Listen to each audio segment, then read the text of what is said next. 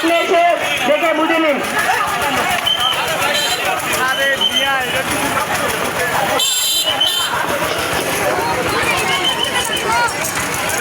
Driver ভাই গরুটি বুঝে নিন।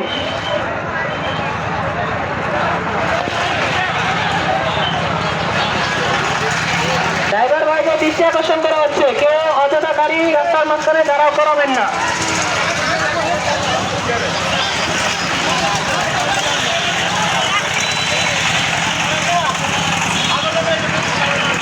সাগর ব্যাপারী, আপনার গরুটি কাউন্টারের সামনে বাধা আছে।